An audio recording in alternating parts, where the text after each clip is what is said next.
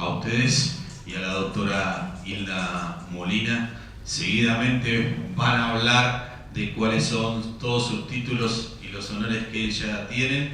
Desde ya que es un placer, un gusto tenerlos aquí en esta casa.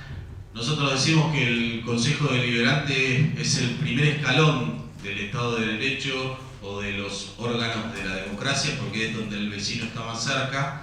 Desde hace prácticamente 2 años se llevan a cabo dentro del Consejo Deliberante estas actividades que no solo tienen que ver con las presentaciones y charlas, sino con la exposición de culturas, esculturas, pinturas. Hay cine los días viernes y hay actividades también de teatro y artística los días sábados. La idea es de esto que los vecinos se acerquen, que conozcan donde nos sentamos en estas bancas los concejales, a quienes nos votan cada 2 años. Muchas veces sucedió, y esto se planteó como consecuencia de una inquietud, que hasta amigos nuestros nos dicen: bueno, venime a ver el Consejo Deliberante. Bueno, ¿dónde está el Consejo Deliberante? Bueno, pasás todos los días con el auto y no sabés dónde está el Consejo Deliberante de San Isidro. Así que un placer, un gusto que estén sentados en estas bancas. Mañana sesionaremos sentados en estas bancas para todos los vecinos de San Isidro. Y nuevamente un placer escuchar a alguien que recién charlábamos 2 minutos, y voy a ser breve. Me decía: vienen de campaña, qué raro lo de la campaña. Dice: pensar que yo fui diputada y no supe lo que es una campaña, no supe lo que es votar, no supe qué es lo que elijan. Quizás muchos leemos,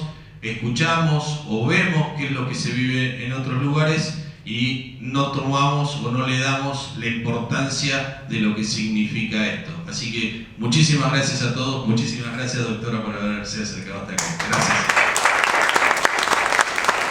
Nos acompañan hoy la doctora Hilda Molina y la presidenta Vilma de Brasi, presidenta de Vecinos en Acción, junto con Andrés Rolón, vicepresidente del Consejo Deliberante.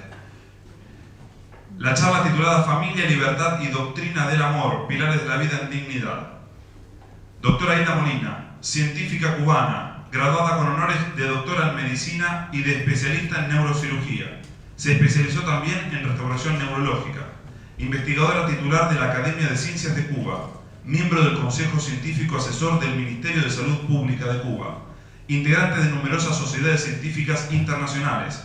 Profesora y conferencista en instituciones científico-académicas de Estados Unidos y países de Europa. Ciudadana honorífica de Kansas City, Estados Unidos. Reside en Argentina desde 2009. Presidenta de la Asociación Civil Crecer en Libertad. Autora de numerosos textos científicos y del libro Mi Verdad, de Editorial Planeta. Doctora honoris causa, Instituto Universitario S.A. de 2012. Visitante ilustre de Ciudad de Córdoba 2013. Personalidad destacada desde la Ciudad Autónoma de Buenos Aires en el ámbito de los derechos humanos 2014. Fuerte el aplauso y el agradecimiento para Hilda Molina.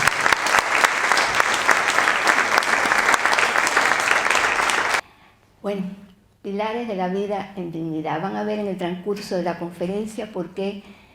Cuando Vilma me preguntó de qué tema quieres hablar, le dije: quiero hablar de la conferencia que doy, Pilares de la Vida en Dignidad. Hablo obviamente de mi país, tengo una conferencia Cuba, pasado, presente y futuro, bastante complicada. Hay otra sobre mis vivencias personales, pero bueno, tengo mucho interés en este tema.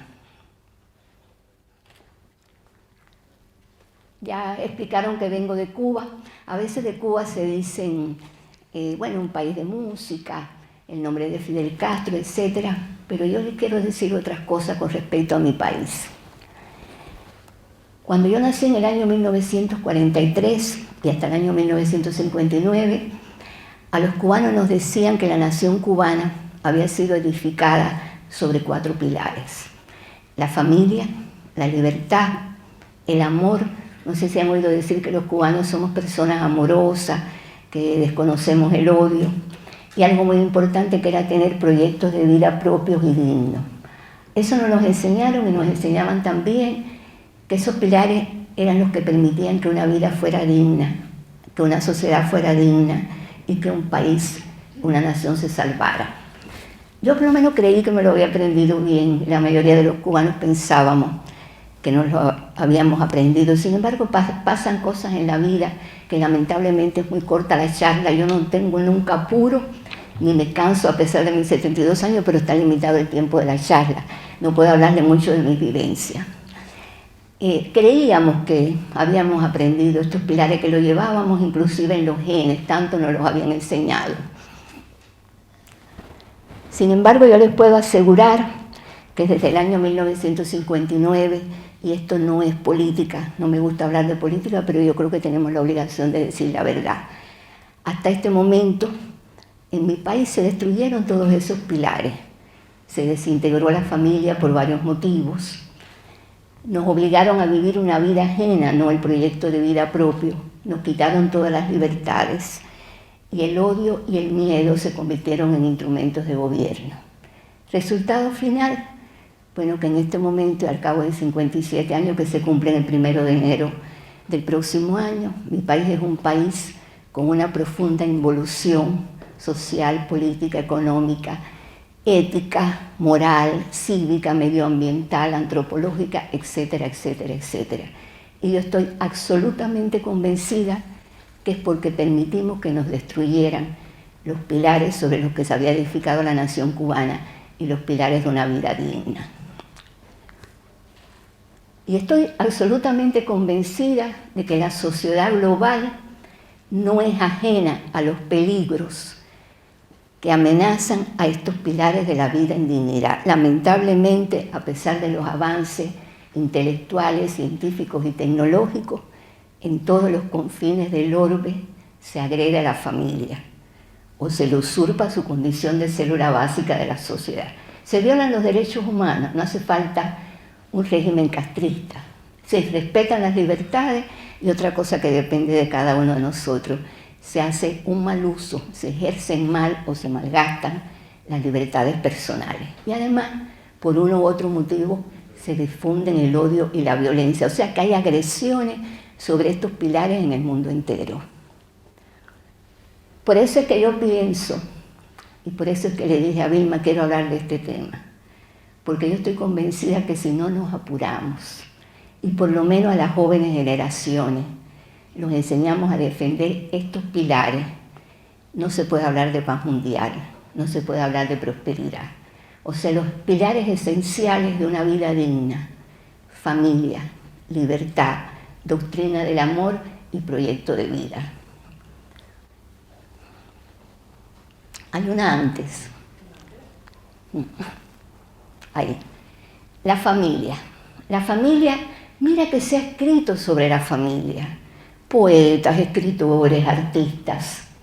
La Biblia dice que la familia es lo más lindo que Dios creó. Y dice además que Dios entró en el mundo a través de la familia y a través de un hogar. Y que Dios entregó a la familia todo el amor, toda la belleza y toda la verdad que lleva en sí. Algunas definiciones sobre la familia aparecen ahí: escuela para la vida, cuna de la patria, y una cosa muy importante, y van a ver por qué lo digo: encuentro entre el pasado y el futuro, o sea, entre la memoria y la esperanza, los sueños, la fuerza. La familia, en mi opinión, todos estos pilares, estos cuatro tienen la misma importancia, pero para la familia, para mí, yo considero, en base a mi experiencia, que es el pilar fundamental de la vida en dignidad, porque es la cuna donde se forja la patria. Además, es la cuna de los demás pilares. Es en la familia donde el ser humano hace suyo el amor, hace suyo la libertad y elabora o conforma o configura su proyecto de vida. Es por eso que yo les pido a todos los interesados en el mejoramiento humano y social, que creo que son todos los que están aquí, que cuidemos, defendamos y trabajemos para fortalecer a la familia como célula básica e insustituible de la sociedad. Porque en la familia se forma la personalidad del ser humano, que a lo mejor mañana es el presidente de un país, o es un concejal, como el doctor que abrió esta presentación, o es director de una empresa, o sea, es un dirigente allí, o es un simple albañil, que es un oficio que yo admiro mucho. Ahí es en la familia donde se forma la personalidad, donde se educa al ser humano. La familia debe ser un lugar donde vivamos y educamos en el amor y para el amor. Y la paz y el perdón. A veces yo no sé si llorar o reír cuando oigo hablar de paz mundial y que se reparten los premios Nobel de la Paz. Y se trata de personas que no les preocupa la paz en su familia. Y llevándolo al término médico, ¿cómo se puede pensar que se va a curar un cáncer cuando ya hay metástasis? Si no se ha tratado la primera célula donde ese cáncer existe. Es la familia, sencillamente donde debe comenzar la paz. Y veo las discusiones entre hermanos, las herencias, los suegros, la cosa espantosa. Por favor, si queremos paz mundial, nos toca a todos un poquitico. Garantizar primero la paz de la familia y después la paz social. Y otra cosa muy importante, y no es porque yo sea abuela, la plena inserción de los abuelos en la vida familiar. Primero, porque yo considero absolutamente inhumano que la persona que nos acunó, nos hizo personas de bien, nos cambió los pañales, tengan que pasar la etapa final de su vida en almacenes, donde a veces los tratan mal y a veces, aunque se pague, tampoco los tratan bien. Además, por algo muy importante, si nos interesa la nación, la sociedad donde vivimos, porque los abuelos son fuente de valores y de tradiciones en la familia, son la memoria de la familia. Yo les puedo asegurar que si en mi país se salvaron algunos valores, es gracias a la generación de mis padres y a la generación de mis abuelos, que defendieron esos valores y defendieron esos pilares. El proyecto de vida digno, otro de los pilares de la vida en dignidad. Bueno, yo creo que todos los que nos interesamos en que las sociedades marchen bien, debemos garantizar que todos dediquemos nuestras existencias a proyectos de vida propios, no los proyectos que nos imponen otros. Proyectos de vida propios, pero teniendo siempre presente que un proyecto de vida es digno cuando está inspirado en la vocación de servicio. No un proyecto de vida que está inspirado o que persigue intereses espurios, no un proyecto de vida que está basado en utilizar a los demás para que los demás me sirvan a lograr mi propio proyecto. Eso es muy importante, porque a veces usted oye las promesas y el proyecto ajeno te fascina, sobre todo los mesías, lo digo por la experiencia de mi país, y tú abandonas tu camino, tú abandonas tu proyecto de vida, que si es un proyecto de vida dedicado a servir a la sociedad, da lo mismo que seas docente, como que seas político, como que seas albañil, como que seas médico. El problema es que tú digas, yo quiero hacer esto para servir a la sociedad en que vivo, y eso sí sería un proyecto de vida digno. La libertad, ese pilar tan manejado, tan propagandizado y tan poco conocido. Es un pilar que a mí me gusta mucho hablarle, sobre todo a los jóvenes, porque es que no se sabe ni qué cosa es la libertad. Usted pregunta a cualquiera, y no, libertad, y no te lo define ni siquiera con sus propias palabras. Todos los interesados en el mejoramiento humano y social debemos tratar de aprender y educar a nuestros descendientes en los conceptos de la verdadera libertad. Hay que enseñar que todos los seres humanos, así lo dice la Declaración Universal de Derechos Humanos, nacemos libres e iguales en derechos. Tenemos que enseñar que la libertad no se deriva de una entidad ajena al ser humano, sino de la existencia misma de la vida racional con su dignidad intrínseca e inalienable. Que la libertad no es patrimonio de los políticos, estamos en un ámbito político, ni de las ideologías. La libertad es una condición inherente al ser humano. Cuando el ser humano nace, Dios lo creó libre. Por lo tanto, la libertad no se concede, o sea, no es un favor que te hace nadie, pero tampoco te la pueden quitar. tampoco te la pueden usurpar. La libertad se reconoce y se respeta. Eso es importantísimo que nosotros lo sepamos para que se lo podamos enseñar a nuestros descendientes. Y el amor.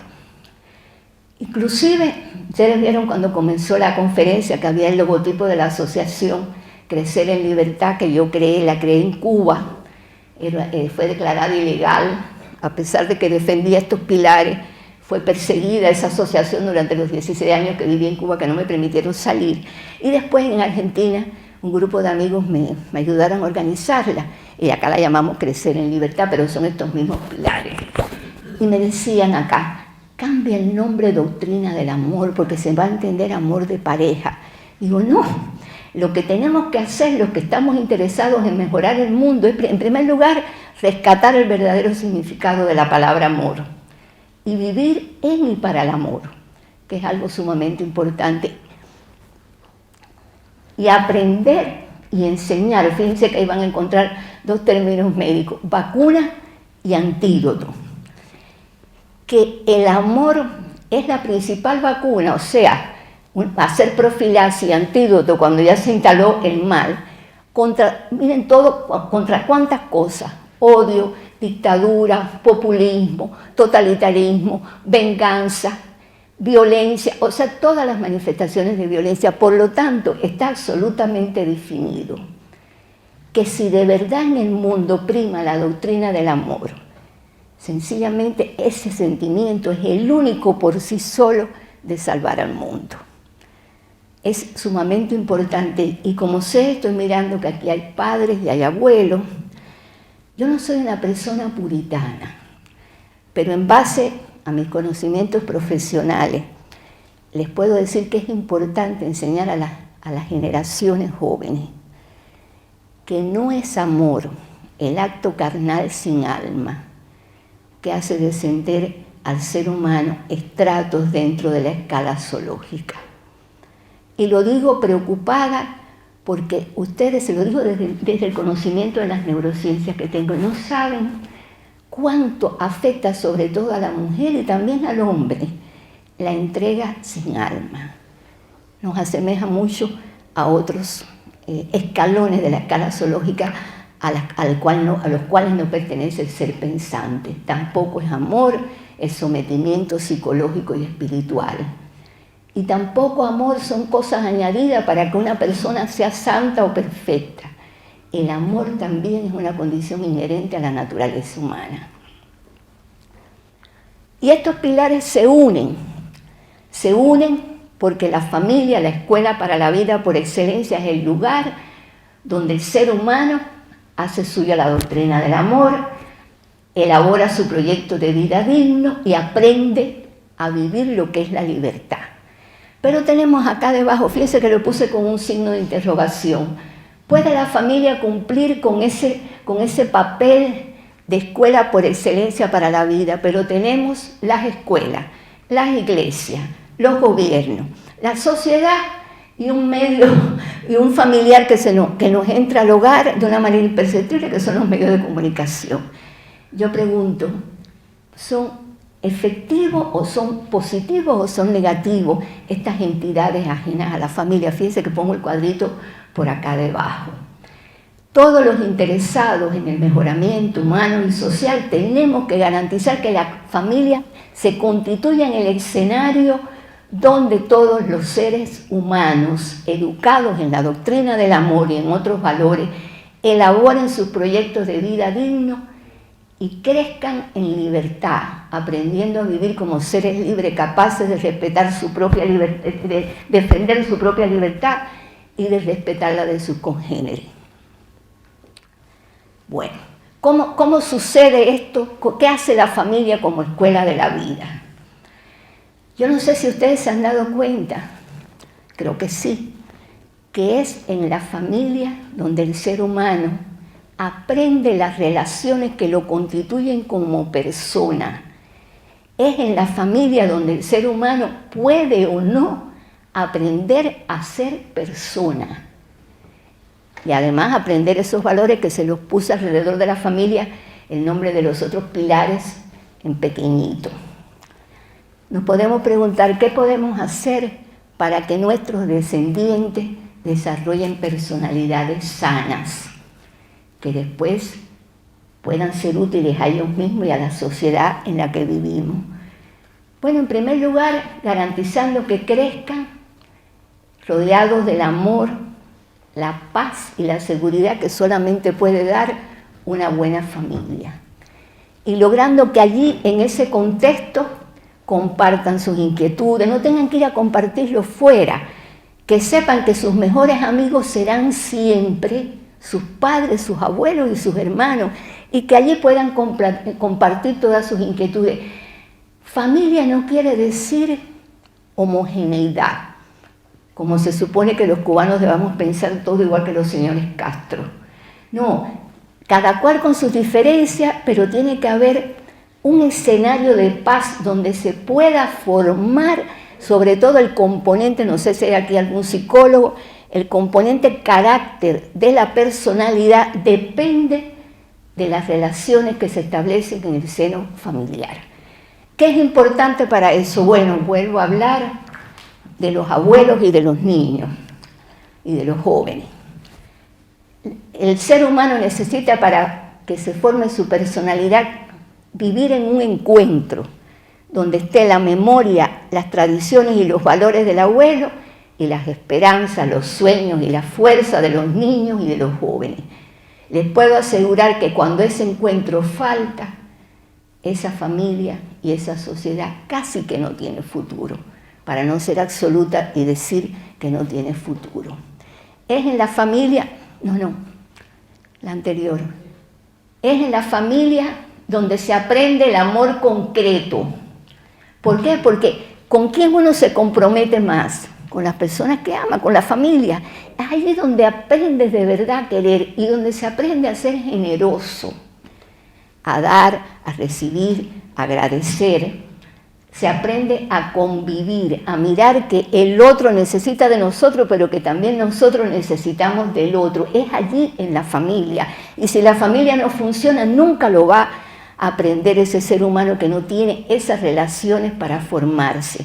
Es en la familia donde se aprende el perdón, a comprender al otro y a perdonar. Y sobre todo, entre otras cosas, donde se puede dar la educación ética, moral y cívica que lamentablemente se ha perdido. Vemos que van desapareciendo las familias como tal, van apareciendo las relaciones que permiten la educación en valores y entonces nos quejamos de que cada vez abundan más los malos modales, se vulgarizan el lenguaje y la costumbre y van apareciendo individuos avasalladores, individuos que no tienen sensibilidad, individuos que no saben convivir, que no saben ayudar, que no saben pedir permiso, que no saben esperar por otro, que no saben pedir perdón y que no saben dar las gracias. Sencillamente porque eso se aprende en la familia. Y si hemos permitido que las familias y los hogares se conviertan en edificaciones vacías, llenas de recursos materiales, pero vacías en relaciones, no nos podemos quejar. Es importante para la formación de la personalidad que el adulto sea ejemplar y coherente.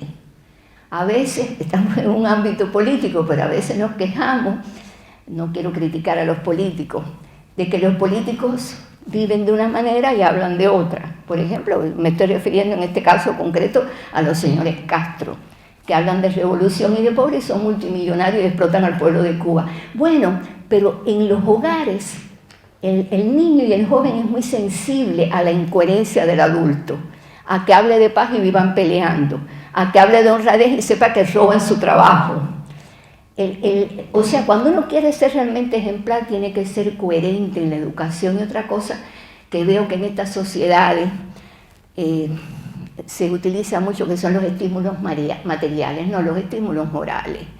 Sí, cámbiale el celular o regálale un celular nuevo, lo que quiera, pero cuando quieras felicitar a un joven o a un niño porque ha estudiado, lo sientas y le dices qué bueno lo que tú estás haciendo para la sociedad, qué bueno que tú estás ayudando a mejorar la sociedad. Por mi parte yo no les cambiaría el celular, pero bueno, es lo que veo que lo van estableciendo como costumbre aquí. No es cercanía, es ejemplo y son estímulos morales y reconocimiento al mérito y lo que forman buenos seres humanos.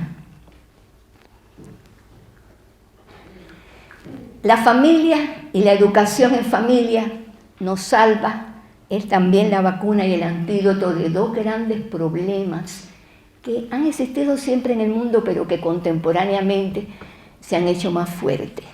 Y es cuando falta el lugar donde nos constituimos, donde aprendemos a ser personas, pues aparecen los problemas de personalidad. A veces usted tiene una casa muy linda que no es un hogar, vacía de relaciones, pero mucho equipo, muchos aparatos y nada.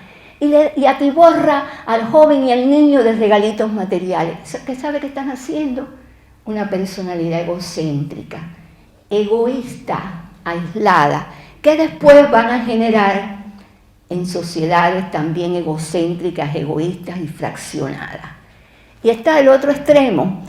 Faltan esas relaciones, se forman personalidades deformadas, fácilmente alienables, fácilmente despersonalizables, y después llegan los dictadores, los totalitarios, los populistas o los medios de comunicación a terminar de despersonalizar a ese ser humano que tiene una personalidad deformada y a crear entonces las sociedades masificadas. Ambas son muy negativas para una nación, muy dañinas porque además cualquiera manipula a esas sociedades.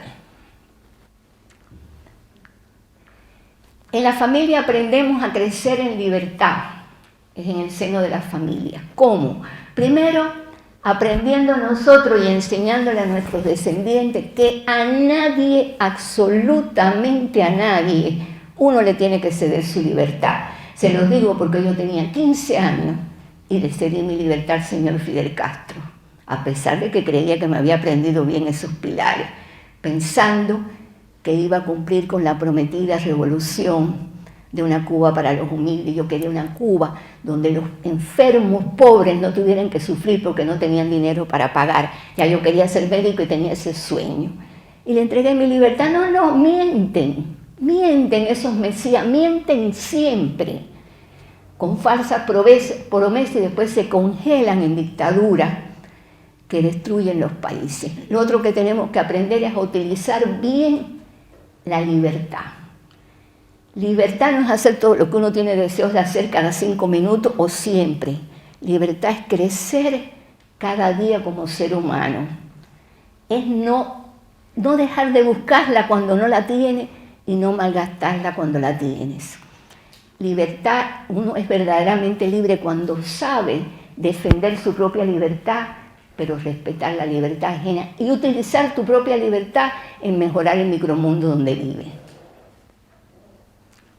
También tenemos que aprender que los enemigos de la libertad existen, los externos, casi siempre tienen que ver con los gobiernos, dictaduras, totalitarismo, populismo, etc. Pero también hay esclavitudes que uno mismo se impone y que te hacen, o sea, vives con un opresor que tú mismo buscaste y que te quitan la libertad, y ahí están los vicios, el dinero, el poder, la moda, la tecnología. Discúlpenme, pero a mí me duele el corazón cuando veo a todo el mundo haciéndole así a los celulares y digo, ¿y esta persona qué hace las 24 horas del día? ¿De qué está haciendo? ¿A quién le está escribiendo? Y yo creo que eso ya es adicción a la tecnología.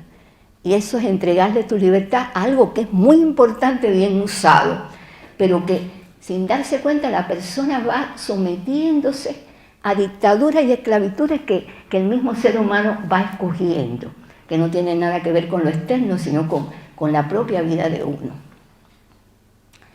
Hablábamos de los proyectos de vida. Es en la familia donde tenemos que ayudar a los jóvenes a hacer su propio proyecto de vida. ¿Cómo?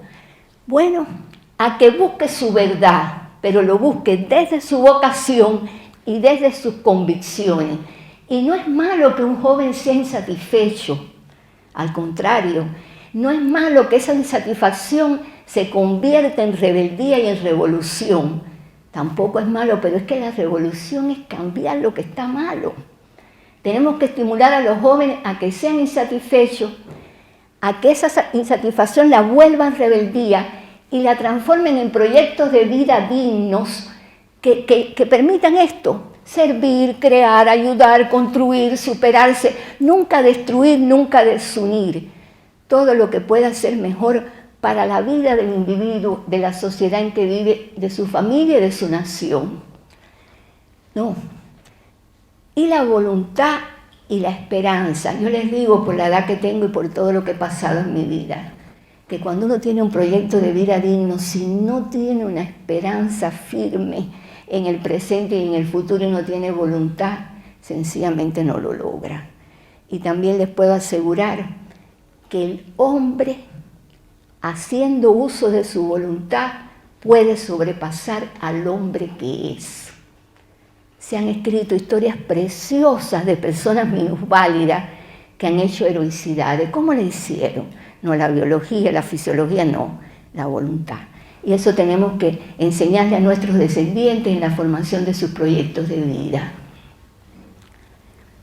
Y el amor aprendido en la familia. Tenemos que tratar de que cuando se forme la personalidad de nuestros descendientes, primen el amor y la paz. Los que sean católicos saben que tienen que haber oído hablar, los que no, de San Francisco de Asís. Decía ser instrumentos de la paz y ser instrumentos del amor, ¿no? Derribar los muros y las alambradas que tenemos en el corazón para los demás. Hacer siempre el bien y enseñar a hacer el bien. Y perdonar. Y eso se los digo sinceramente, gracias a la educación que me dieron mis padres, sobre todo mi madre. Yo sufrí muchísimo en Cuba, la destrucción de mi vida, de mi proyecto de vida, de mi patria, de mi familia. Pero yo jamás en la vida no he tenido que perdonar, porque las ofensas, cuando uno las olvida, tan pronto se producen, no las tiene después que perdonar. Es lo que se llama el perdón absoluto. Todas las familias tienen cruces, pero después de las cruces vienen las resurrecciones. Todas las familias tienen dificultades, pero las dificultades se resuelven con amor. El amor hay que trabajarlo, hay que cultivarlo. Y tenemos que garantizar que las jóvenes generaciones encuentren en la familia un lugar de comunión y no de división. Tanto que se habla de la paz mundial. No, la paz mundial no es de Obama, ni de los ISIS, ni del otro. Si los ISIS a lo mejor hubieran sido bien educados en la familia, no fueran lo que son. Vamos a no criticar tanto y ocuparnos un poquitico de lo que nos toca en la paz. Y es la paz que nosotros podemos garantizar en nuestro mundo. La paz del mundo se construye con las pequeñitas porciones de paz y de amor que pongamos los seres humanos en nuestro micromundo. Y hablábamos de la familia y les decía que hay entidades que no tienen que ver con la familia y que a veces nos pueden perjudicar la formación de esos valores y de esos pilares. Miren, no hace falta una dictadura, un régimen castrista para despersonalizar y masificar. Yo realmente estoy asombrada de la contaminación que a través de los medios de comunicación llegan a los hogares de la sociedad global y de la sociedad argentina como parte de la sociedad global. Sus hijos están recibiendo y sus nietos un bombardeo de mensajes alienantes constantemente. Los paradigmas que se muestran no son las personas más meritorias de la sociedad. Es la mujer que se prefabrica, se pone cosas postizas, da escándalo y después la famosa. O el hombre que tiene un escándalo, o el otro que robó. Y entonces yo digo, no, que después no hablen de problemas de violencia en la sociedad. Yo no puedo permitir, yo creo que no se puede permitir que a los hogares, no es puritanismo, que pongan lo que quieran, pero uno tiene que decidir qué le llega a uno, cuáles son los mensajes. O sea, pueden ser, las entidades ajenas a la familia pueden ser extremadamente nocivas en la formación de las personalidades. Y cuando pregunto y digo, me dicen, bueno, pero es que eso es lo que vende, eso es lo que da rating. Digo, no, un momento, vende porque compramos. Y compramos nosotros, da rating porque lo vemos. Y entonces traigo estas palabras del Papa Juan Pablo II, que ya es santo, San Juan Pablo II, que él estaba reunido con la prensa italiana, hablando de que lo lindo no vendía, de que la verdad no vendía, de que lo bello no vendía. Y dijo unas palabras que a mí siempre las traigo. La verdad y el bien poseen una propia virtud difusiva que fascina, convence y a la vez corrobora. No está hablando de discurso aburrido que a veces los vemos también en los medios religiosos, que hay que cambiar el canal porque son insoportables. Eso tampoco. Está hablando de la belleza y la verdad, pero bien manejada. Entonces quería traerle estas palabras por eso. Vilma, hablamos del daño antropológico según el tiempo que me quede, si no me voy aproximando al final, porque no me quiero pasar. 15 minutos más y terminamos. Bueno, sí, yo creo que sí. Bueno, a petición de Vilma, les hablo de un tema que forma parte o sea, que se inscribe muy bien en estos pilares, ¿no? Es una conferencia que yo doy aparte, se llama Sistemas Políticos y Daño Antropológico. Un poquito nada más, les voy a dar una breve información. Cuba ha sido convertida, y no es política, es realidad, durante casi 57 años en un laboratorio político, social y económico. Así sencillamente se ha librado el gobierno que aún impera en Cuba, porque gobierna el señor Fidel Castro, así, ese mismo gobierno, ha librado durante todo este tiempo una guerra implacable contra el ser humano inerme. Esto es para que comprendan, porque me preguntan, ¿por qué los cubanos soportan? ¿Por qué los cubanos? No, los cubanos se rebelaron hace 57 años, hubo rebeliones en Cuba contra el gobierno del señor Fidel Castro. Lo que pasa es que se nos olvidó porque yo era una jovencita de 15 años y tengo 72 ahora, fíjense, se ha pasado el tiempo. Ya después nos enfermaron. ¿Qué nos hicieron? ¿En qué consistió ese laboratorio experimental que es éticamente inaceptable? Nos destruyeron los pilares de la vida digna. Son muchas cosas las que sucedieron, pero yo se los resumo así.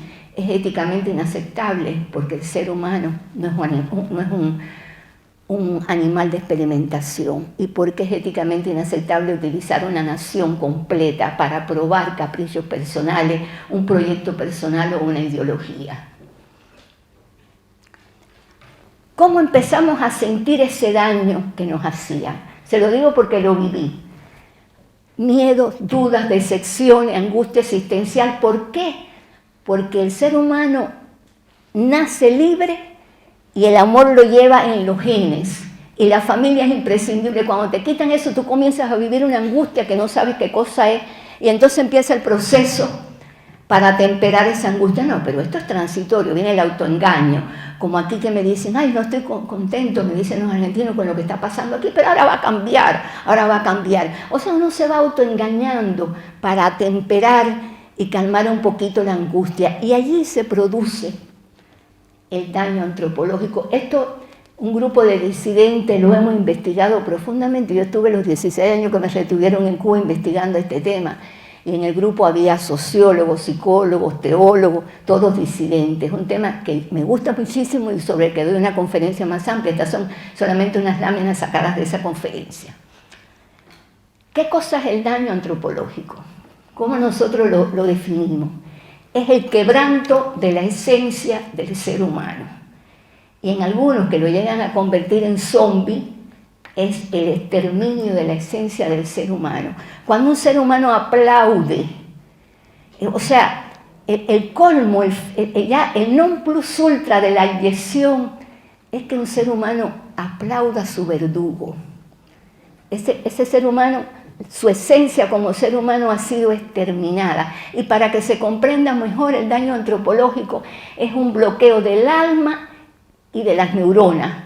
No puedes pensar, no puedes sentir. El daño antropológico es una ineficiencia espiritual y emocional. ¿Producto de qué? De la destrucción de esos pilares y de que colaboráramos los cubanos, me incluyo, sencillamente en ese daño que nos hacían, en esa destrucción de esos pilares. La conferencia es muy larga, pero les quise traer algunos de los síntomas del daño antropológico. Y le digo siempre cuando doy la conferencia, fíjense bien a ver si se sienten algo de eso, es que ya tienen su poquito de daño antropológico. Despersonalización, autoestima, yo no valgo nada, el que vale es el que me dirige, el que vale es el importante, el que vale es el que sale en la televisión, el famoso, no, yo no valgo nada, yo no tengo importancia. Hay varias formas de despersonalizarnos y quitarnos la autoestima. La dicotomía existencial, en público digo una cosa para que no perjudicarme, porque tengo miedo, y en privado digo lo que siento. El ser humano ya se empieza a autocensurar, ya está dañado o está permitiendo que lo dañen. El terror, los cubanos tenemos el terror en los genes. Yo les digo que todavía yo hablo por teléfono y a lo mejor sí, a lo mejor no, pero me parece que me están oyendo. O sea, creo que me voy a morir así, porque es algo que te lo inoculan en los genes, el terror. La indiferencia, el desinterés, que sea el otro el que resuelva. No, yo qué voy a hablar, yo ese problema no me lo busco, que sea el otro, o a mí qué me importa. Yo lo que quiero es, en el caso de Cuba, encontrar qué voy a comer hoy y cómo ver si puedo, a lo mejor me puedo escapar. La decepción, la pérdida de la esperanza, o sea, esto no tiene arreglo, se acabó, el problema es vivir el momento. La vulgaridad de la sociedad, vulgaridad que se observa en todos los estratos. En mi país los que dirigen son vulgares cuando hablan, muy vulgares cuando hablan. Entonces, que aparte de vida incoherente, discurso por un lado y vida por otro, esa vulgaridad en las personas que deben dirigirlo es propio precisamente de ese daño que además llega a todos los escalones de la sociedad. Desorientación, agotamiento, escapismo en todo el sentido de la palabra. Escaparse de Cuba, pero escaparse de la realidad también. No hay valores, no hay ética, no hay moral. Usted habla con un pueblo cubano que fue un pueblo lleno de valores. Y nada, la prostitución extendida por el país, que los que han ido a Cuba lo habrán visto, ¿no? Y una cosa muy importante, no hay ideales, ni hay proyectos de vida, ni digno ni no digno. El problema es la supervivencia. Eso más o menos, a grandes rasgos, para complacer a Vilma, es el daño antropológico. Y es tan grande lo que nos han hecho en ese laboratorio en que convirtieron a mi país, que los mismos que destruyeron el país, destruyeron a sus ciudadanos y a su tejido social. Y ahora yo tengo que aceptar que me digan que porque Raúl Castro y Obama se dan la mano, se acabó el problema en Cuba. ¿Quiénes son los que tenemos que resolver el problema de Cuba? Los dañados, los cubanos dañados. Hasta que ese pueblo no se le cure el alma, no se le curen las neuronas, y es la función que está realizando la Iglesia, que están haciendo algunas ONG disidentes por debajo, trabajo sobre el alma y la conciencia del pueblo, no se va a lograr. Lo otro es más esclavitud para el pueblo de Cuba. Y estoy ejemplificando con mi pueblo porque he estudiado el daño antropológico acá. Pero cuando en una sociedad, no en personas aisladas, se instala como tal el daño del tejido social, es muy difícil reconstruirla. Defender los pilares de la vida en dignidad, ya me estoy acercando al final, es salvar la propia vida. Se lo digo por experiencia, a mí me salvaron de no seguir en ese mar tenebroso en el que me debatí 35 años y renunciar, el conservar esos pilares que había enseñado. Y sí, creo que Dios me ayudó también, me puso un ángel de la guarda al lado que fue mi madre, que me recordó esos pilares cada 5 minutos y que no fue castrista ni un segundo de su vida. Decía sencillamente, no puedo creer en quien habla con odio. Fíjense qué reflexión más sencilla, ¿no? Y les puedo asegurar que siempre, hasta en las condiciones más adversas, se pueden defender esos pilares. Porque puede haber dictadura, puede haber totalitarismo, pero hay una cosa, le decía hoy a un joven que me preguntaba, que no te puede quitar nadie, y es pensar con este cerebro que tienen acá adentro, que es de uno, y que se lo digo porque lo conozco bien. Eso me salvó a mí, defender esos pilares para decir en un momento, ustedes quieren convertir este centro que yo logré crear con los científicos del mundo para los enfermos cubanos en un negocio para ganar dinero, perfecto, hagan lo que quieran, pero no conmigo, aquí tienen mi renuncia. Sabía que era mi sentencia de muerte casi, pero hacía muchos años que no me sentía tan digna ni tan libre cuando di ese paso. O sea, se lo recomiendo. y los exhorto, los invito a eso. Y también los exhorto a defender estos pilares siempre. Discúlpenme los que no crean, pero yo sí creo, no con fanatismo, pero sí les digo que en el medio de esos pilares, familia, libertad, doctrina del amor y proyecto de vida, tenemos que poner al Dios amor, al Dios que perdona, que comprende a todo el mundo, que nos juzga, al Dios de la misericordia, al de verdad, al que me enseñó mi madre cuando me ayudó a regresar a la iglesia en la que había nacido, de la cual me alejé durante 20 años. Abran el corazón a los milagros de amor. Las personas y las sociedades crecen bonitas, lindas, fuertes, hermosas y verdaderas cuando se edifican sobre familias sólidas, con libertad, con amor y con proyectos de vida dignos. Porque fíjense qué linda este mensaje. Solo las naciones que protegen a las familias, respetan las libertades y se preservan del odio, pueden conservar sanos sus corazones y garantizar una vida digna y feliz a sus ciudadanos. Quiero terminar ya con ustedes dirán, ¿qué utópica es? Bueno, permítanme soñar, y esto también, esta fue una conferencia que yo le di. A mí me invitaron a un evento internacional de jóvenes políticos y de otros que querían ser políticos para que yo hablara de política. Como usted fue diputada, digo, no, pero yo no sé nada de política. Ahora, si quieren, les puedo hablar de la política desde la ética. Ah, perfecto. Y les traje 2 láminas de esa conferencia, porque además los muchachos me aplaudieron emocionados y eso me hizo muy feliz.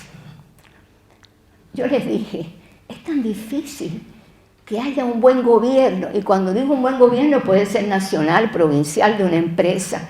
Ay, a mí me parece que no.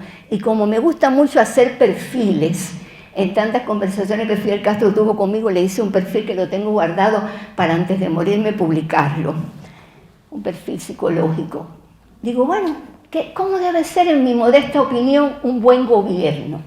Primero, el que gobierne cualquier cosa tiene que hacerlo con vocación de servicio. Yo quiero gobernar para servir, no para que me sirvan a mí. Tiene que ser inteligente, pero tampoco un genio. Inteligencia normal. Tampoco hace falta ser un genio para dirigir. Comprometerse con mejorar al ser humano y la sociedad donde está dirigiendo. Ser ejemplo, obviamente. Ser decente, no robar. Por favor, esas son cosas que se aprenden en la familia. Yo no entiendo que un individuo, el poder lo corrompió, no. El que no es ladrón, no es ladrón. Y eso se enseña en la familia.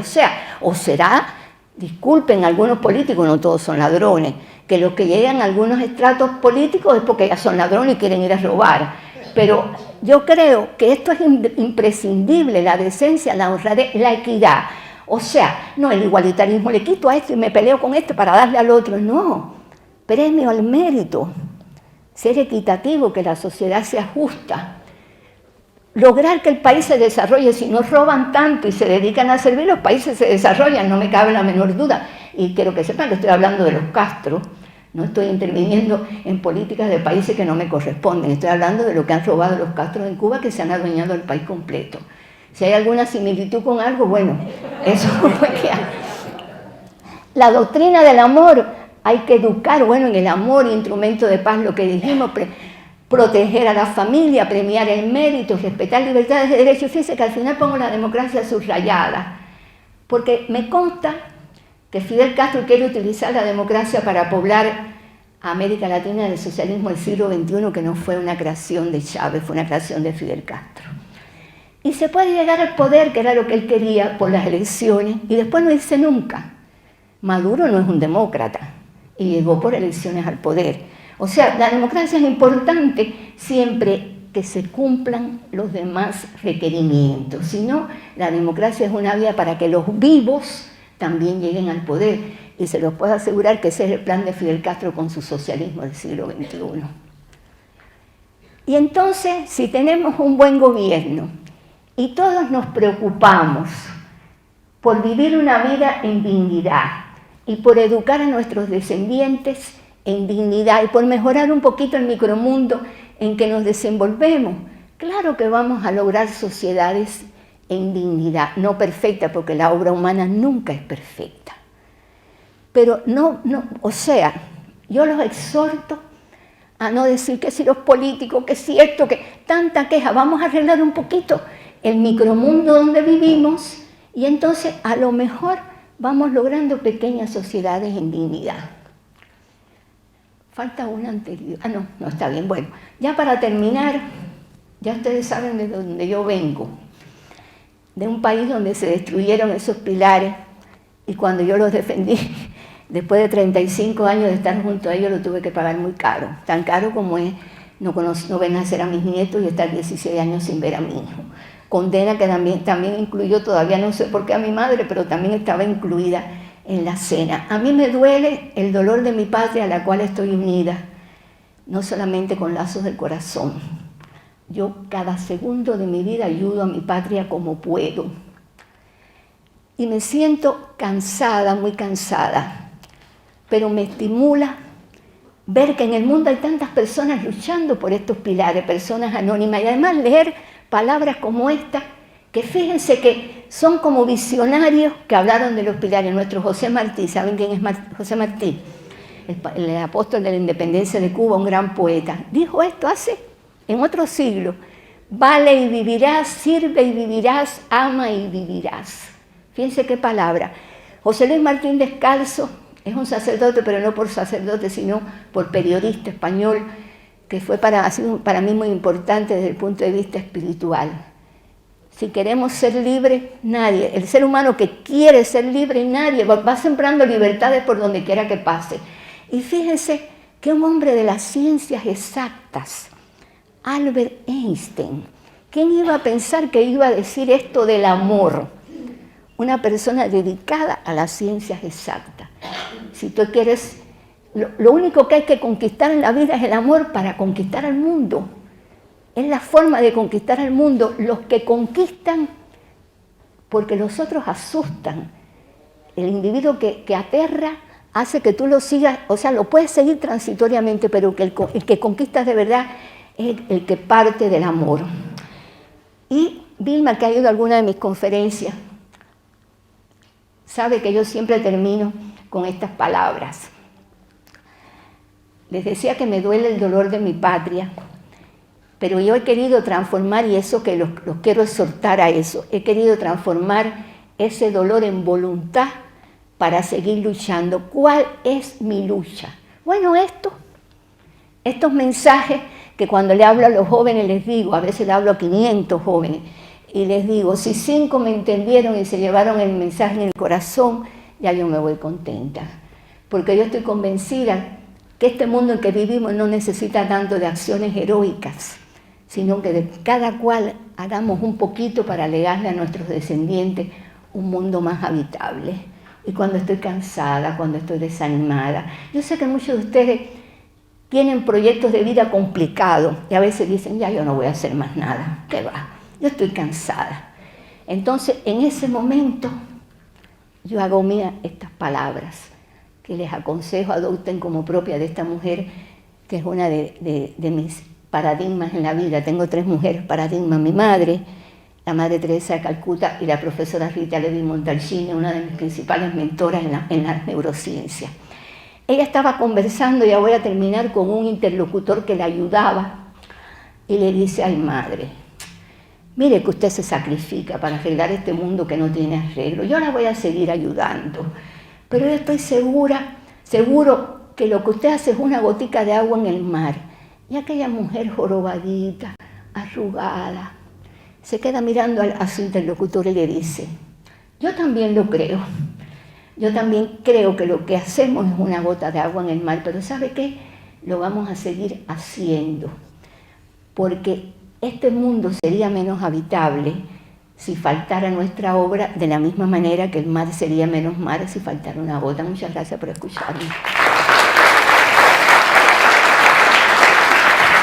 Les quiero decir que, un momentico nada más, no tiene que ver con la conferencia, que mucho más que podía haberle hablado de mis vivencias, pero quería hablar de estos valores y hay poco tiempo. Lo pueden encontrar en mi libro. Saben que Planeta publicó el libro que yo escribí en Cuba. Le hago promoción y le hago marketing porque lo que me corresponde por derechos de autor no va para mi bolsillo. Lo dedico a ayudar a los que están luchando en Cuba para que se acabe ese daño antropológico y esa violación de los pilares. Es una promesa que le hice a mi madre y a mí misma, destinar los fondos de derecho, es decir, que compre un libro, además de poder leerlo, está contribuyendo a que no se sigan expandiendo por América Latina con su socialismo del siglo XXI. Mientras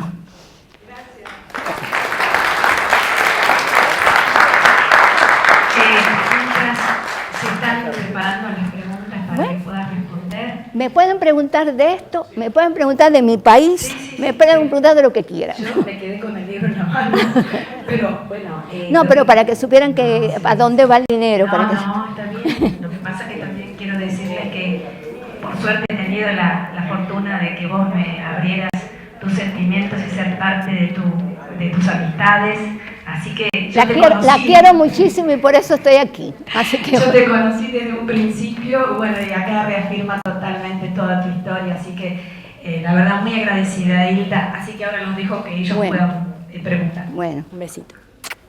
Los que quieran comprar el libro después se lo dicen a Vilma, saben que el dinero es de la capitalista Planeta, que no soy yo la que le pone los precios, se lo dedico, se lo firmo, pero bueno, hagan un esfuerzo no solamente por la ayuda a la causa de Cuba, sino también porque allí se va a encontrar, no es un discurso político, es como para que vean lo que una joven llena de ideales puede llegar a hacer con sus pilares y cómo esos pilares al final la salvan.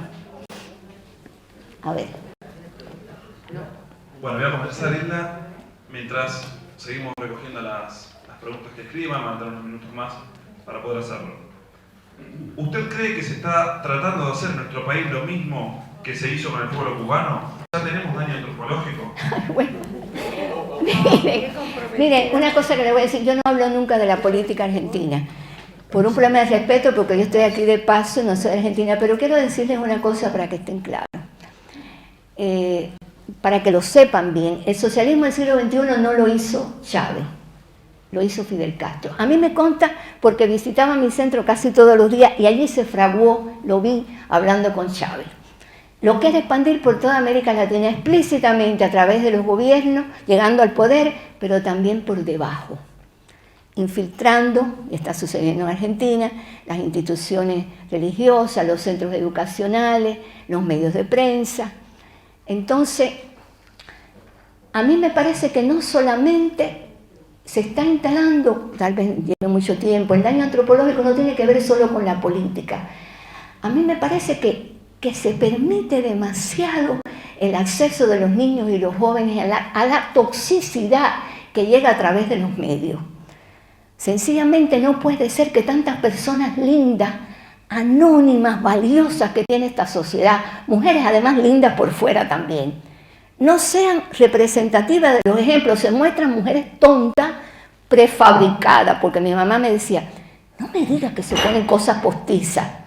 Mi mamá no, porque era una mujer de la moda, de la belleza, era una diseñadora de moda, no podía creer que las mujeres fueran encontradas lindas después que se fabricaban y adquirían su notoriedad dando escándalo, diciendo vulgaridades en televisión. Yo creo que el que se fanatiza con eso, sencillamente tiene daño antropológico, está despersonalizado, así de sencillo.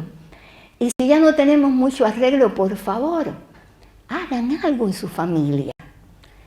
A mí me interesan mucho todas las sociedades, la mía, la de mi país obviamente muchísimo, y esta es la patria de mis nietos.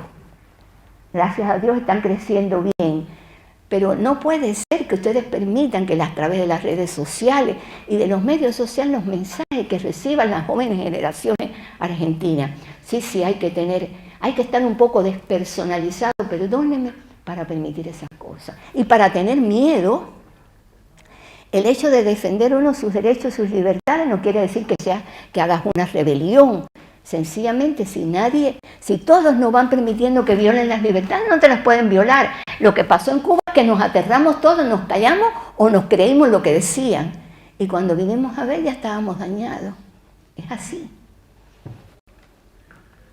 ¿Cómo ve el futuro de Cuba cuando no estén los Castro? No.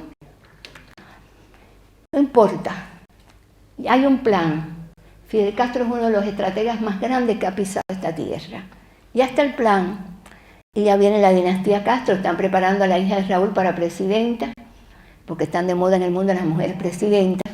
Y el hijo de Raúl, el coronel Alejandro Castro, ya es el jefe de todos los servicios secretos, importantísimo. Entonces, si no se cura el pueblo de Cuba, y además invierten ahora también los americanos, porque hace mucho rato que en Cuba hay inversiones extranjeras, europeas, hace años, Fidel Castro las permitió. No es que Raúl abrió ahora, no, Fidel Castro fue mutando y tomando medidas que le permitieran ir cambiando como un camaleón, mutando para poder mantenerse en el poder, y Raúl siguió con las mutaciones ya iniciadas por su hermano. Entonces, inversión extranjera sin curación del alma de los cubanos no va a significar dignidad, no va a significar ética en la sociedad. Me dicen, ay, pero tenga un poco de esperanza. Digo, lo que pasa es que vivir sin libertad me decidió a mí a no permitir que me quiten la libertad más. Yo creo, y les puedo asegurar, y llévense este mensaje, Cuba no va a ser libre porque le dé la mano Raúl Castro a Obama. Hace falta que el pueblo cubano salga del daño antropológico y sea el verdadero pueblo cubano el protagonista del cambio hacia un país digno, hacia un país normal. No que ahora lleguen los americanos junto con los europeos. No sé si ustedes saben que las empresas extranjeras que han invertido en Cuba hace muchos años, los empleados cubanos no ganan el salario, lo cobran los Castro. Y por cada dólar que le correspondía, por ejemplo, tú eres camarera de un hotel de la Meliá, que es una cadena que hace años está en Cuba, que es española, una cadena hotelera. Esa camarera debe cobrar un salario en euros o en dólares porque tiene que pagarle su empleador. Pero va al gobierno, a los Castro, y por cada dólar los Castro se quedan con 92 centavos. Y el trabajador percibe 8 centavos. ¿Cómo se llama eso? Trabajo esclavo, ¿no? Aquí, en este hemisferio occidental. Él me dijo un día, las guerrillas no dan resultado, Hilda, en aquellas confesiones que él me hacía, porque las personas con su trastorno de personalidad siempre buscan con quién hacer catarsis. Y bueno, una doctora de las neurociencias era buena para hacer catarsis, y eso me permitió conocer su pensamiento. Las guerrillas ya no dan resultado. Ahora vamos a tratar de que los compañeros, nosotros que hacemos felices a los pueblos, palabras textuales, vayan llegando al poder por estas vías tontas de la democracia. Y después veremos a ver cómo los compañeros se demoran un poco más dirigiendo a los pueblos. ¿Qué está diciendo? Que lleguen al poder y que después modifiquen 40 veces las constituciones y no se vayan nunca, como está haciendo Evo Morales, como hizo el de Nicaragua, como está haciendo Correa en Ecuador. Así de sencillo. Y no importa, está viejito ahí sentado. Yo se los digo porque cuando los pueblos no se dan cuenta, le destruyen los pilares de la vida digna y les roban la patria. Y ya después la marcha atrás es muy difícil. Doctora, ¿cree que la visita del Papa Francisco ayuda en su país? Bueno, antes del Papa Francisco fueron el Papa Juan Pablo II y Benedicto XVI. No sé también por qué se dicen mentiras, como que los Castro nunca habían ido al Vaticano, ¿no? Fidel Castro estuvo en el Vaticano, saludó a Juan Pablo II antes de la visita porque está en el protocolo. Las dos anteriores beneficiaron mucho.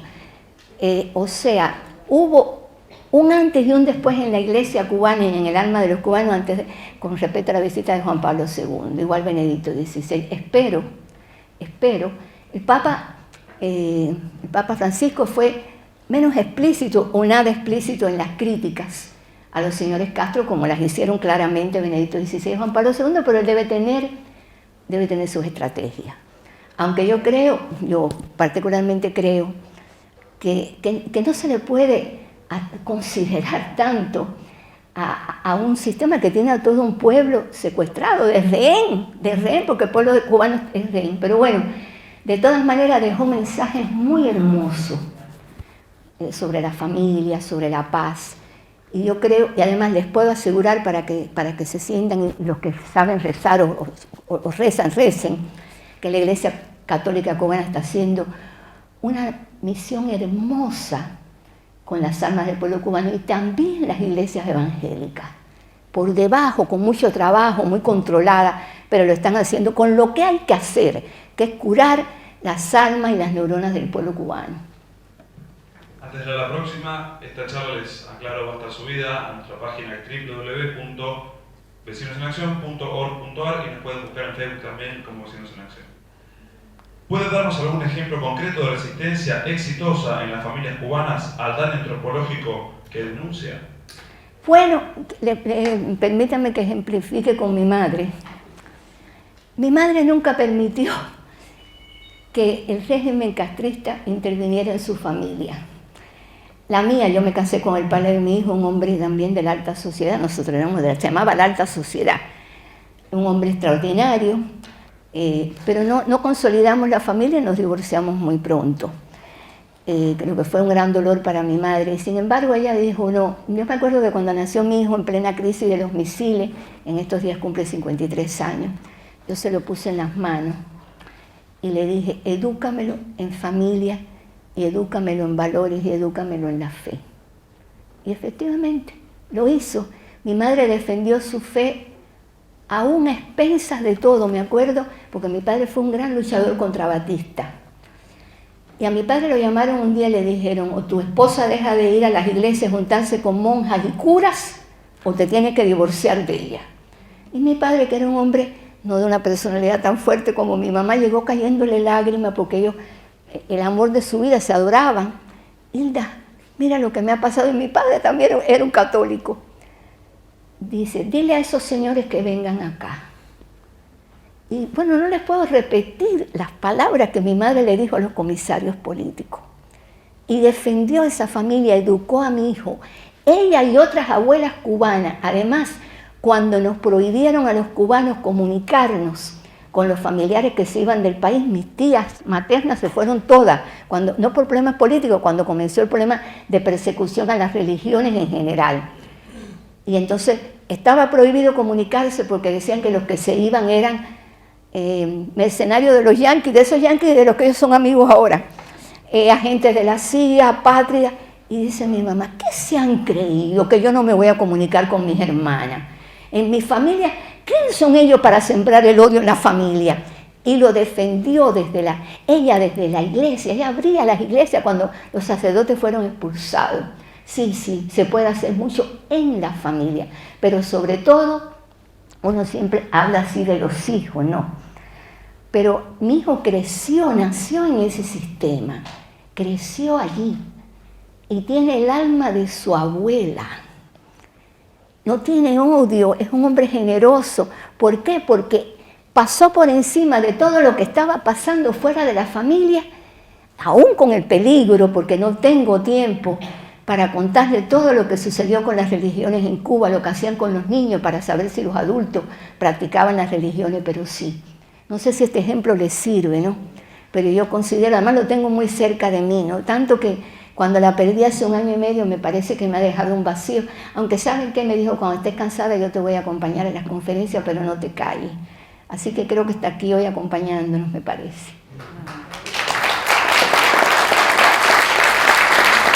Vilma la conoció y sabe cómo era. Vilma la conoció, nos visitaba y sabe cómo era. Últimas 2 preguntas. ¿Qué explicación le da al que cree que en Cuba hoy hay buena educación y salud para todo el mundo? Ay, bueno, a mí me perdonan. Le tengo que dar el calificativo. O es un fanático o es un ser absolutamente con poquitas conexiones neuronales. Porque, por ejemplo, ¿cómo yo logro hacer ese centro en Cuba? Porque yo me doy cuenta que no somos una potencia médica. Cuando era estudiante de medicina, ¿por qué? Porque un país cerrado, sin nexo con el exterior, ¿cómo tú puedes saber que eres el mejor? Además, yo veía que en las neurociencias, en las enfermedades neurológicas se desahuciaba mucha gente, se operaba mal, eran operaciones traumáticas, y es por eso que yo decido pasarle por arriba las prohibiciones del régimen, comunicarme con los científicos, y es que logro hacer ese centro que no es medicina cubana. ¿Cómo lo han logrado? Con el marketing. Por favor, apliquen la lógica, es totalmente imposible que un país cerrado sea el mejor del mundo en nada, porque la ciencia lleva intercambio. Pero además a mi persona, me dijeron, este centro que tú creaste, que no era cubano, que era internacional, que lo hice, que no era un centro de Fidel Castro, y él lo sabía, que era de la ciencia mundial para los pobres enfermos cubanos, me dijeron, hay que sacar de aquí a los enfermos cubanos porque la revolución necesita divisas de enfermos extranjeros. Entonces, ese apartheid étnico lo aplican a la medicina, la mejor medicina de Cuba, que ya no es tan buena porque la cantidad ha afectado la calidad. Es para los extranjeros, es para el gobierno, y el pobre pueblo de Cuba va a instituciones que ya están, vaya, no me crean. Si van de turistas a Cuba, lleguen, así como quien llega confundido a un hospital, y entren para que vean la destrucción.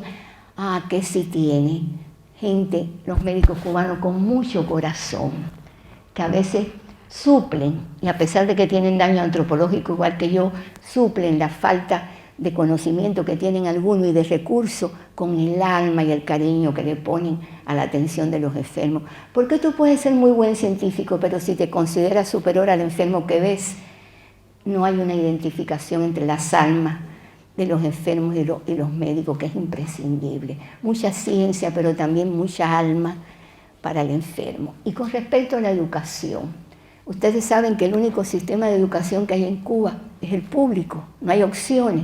Espero que su santidad Francisco le haya pedido a los Castro, una vez más, escuelas laicas, escuelas evangélicas, escuelas católicas, porque es verdad, no tienes que pagar por una educación que ya no es tan buena, también ha perdido calidad, pero estás pagando un precio muy alto. Tú no puedes decidir cómo tú vas a educar a tus descendientes, lo deciden los señores Castro. Y por favor, yo los invito, en la conferencia que yo doy sobre Cuba, inclusive muestro las imágenes, a que si van de turistas a Cuba, vayan temprano por la mañana a lo que le llaman el matutino, que es cuando izan la bandera. Van a ver lo siguiente, los niños chiquiticos, todos allí parados con pañoletas, porque son militares también, pioneritos, igual que los soviéticos, en Cuba eso sigue todavía. Izan la bandera, cantan el himno, y al final del himno los niñitos se ponen su manito acá, no acá en el pecho, acá, como el saludo con somol soviético, y gritan a todo pulmón, pioneros por el comunismo, seremos como el Che. Como el Che, ¿por qué como el Che? Porque cuando Fidel Castro orquestó el asesinato del Che en Bolivia, lo convirtió en un ícono. Y entonces dijo en una concentración pública, queremos que nuestros niños y jóvenes sean para siempre como el Che. Y a partir de ese momento se estableció este saludo. O sea, tú sabes que ese niño te lo van a educar en el marxismo-leninismo. Entonces es ideologizada, politizada, doctrinal, y por lo tanto le quitan a los padres el derecho a educar a sus hijos como quieran. Yo creo que todos los gobiernos tienen que dar buenos sistemas de salud público y buenos sistemas de educación pública, pero no cobrar esos precios, ni tampoco es un favor. Es un deber de todo gobierno darlo, pero además dejar opciones. Bueno, escuelas de todo tipo para que el padre que no quiera mandarlo a una escuela del gobierno, que la mande a una privada. No, eso no existe en Cuba. No sé si quedó claro, ¿no? Siempre pensé que para saber cómo deben definirse las políticas de los países, simplemente se pueden aplicar los conceptos aprendidos en la familia del país, y la política sale sola. Los argentinos de buen entorno familiar nos comportamos en nuestro país como si no fuera nuestra casa. ¿Cómo analiza eso? ¿Cómo? No entendí bien la pregunta. Como que aprendiste en la familia y no te preocupa la sociedad, es eso. Que no ven la patria como parte de la casa, es eso. A mí es egoísmo. Perdón. Si tú has sido educado bien y no eres egoísta, porque yo, por ejemplo, ahora podría decir, bueno, ¿qué hago yo aquí en el Consejo Deliberante de San Isidro? Cansada como estoy, con 72 años, si yo como y vivo porque tengo un hijo y una nuera generosos que se ocupan de mis gastos y que me ha rogado mi hijo de favor, mamá, está bueno ya. Mamá, descansa porque no tengo tampoco buena salud. Pero uno tiene que comprometerse primero con la patria de uno, con la sociedad de uno. No, es que de alguna manera te deformaron la personalidad. A lo mejor piensas que te formaste bien, pero el ser humano generoso se preocupa por él, pero se preocupa por su sociedad, porque además aquí es donde van a vivir los descendientes de ustedes. No sé si estoy contestando la pregunta. Agradecemos a todos por venir, a la doctora Hilda Molina.